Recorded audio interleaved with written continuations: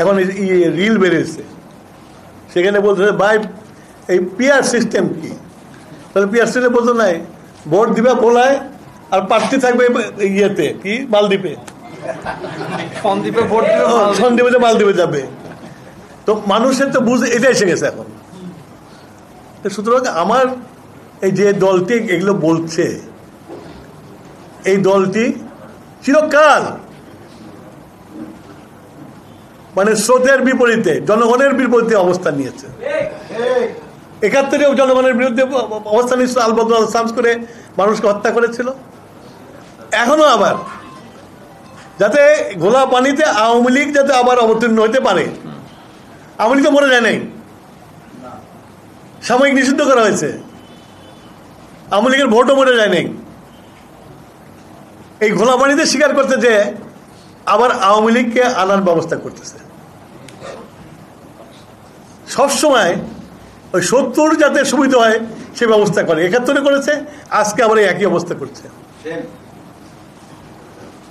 কেননা এটা হইতেছিল যে পিয়ার সিস্টেম হলো যে সোজা কথায় ওই যে বানরের পিঠাবাগের মতো আর কি।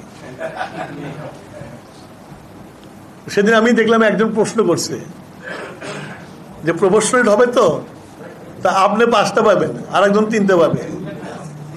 যদি একটা সিটে সেও কয় যে আমি এখান থেকে নেবো, আপনিও যদি বলেন এখান থেকে নেবেন, তাহলে কি হবে? তাহলে কি হবে? তখন আমরা সমঝোতা করবো। এখনই সমঝোতা হয় না, তখন প্রপোর্শনাল গেলে তখন তোমার সমঝোতা করে মারামারি করে কোনটা করবা? তার অর্থ হইতেছে কিছুই না, তারা বিএনপি যাতে ক্ষমতা না আসতে পারে। বিএনপি যে ভোট পাবে জনগণের, এটা কনফার্ম হয়ে গেছে। কত প্রোপাগান্ডা হচ্ছে যে বিএনপি এই করতেছে, এই করতেছে, ওই করতেছে, আবার রিলো বাই করতেছে। তারা এই দল তো আমার এই ব্যাপারে সিদ্ধহস্ত, তাদের ফোর্স আছে, করতেছে। তো তারা যে করতেছে এটা কেউ চোখে দেখতেছে না। বিএনপি করছে সেইটা নিয়ে বাড়াবাড়ি, তারা যে করছে আমরা তো জানি কোথায় কি হয়। আমার ছাত্র ভাইয়েরা দল করছেন, ভালো কথা, কিন্তু গ্রামে গঞ্জে কি হচ্ছে সেটা খবর রাখেন। বিএনপি তো একদিনে এখানে আসে নাই, বিএনপির বয়স অনেক হয়ে গেছে, সুতরাং বিএনপির সাথে তুলনা করে তো লাভ নাই। তাই এই যে আমার মা এখানে এখানে এখানে চোখের পানি ফেললো, এই যে চোখ উপড়িয়ে ফেলছে, এরকম হাজারো হাজার বিএনপির আছে।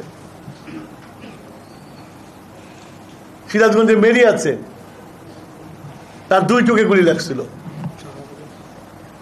4 চোখ অন্ধ হয়ে গেছে। সিরাজগঞ্জে আরো 3টা ছেলে আছে যাদের একটা করে চোখ নষ্ট হয়ে গেছে। এরকম হাজারো হাজার আছে। ওনাদের কাছে অনুরোধ, এইসব সংস্কার করেন না।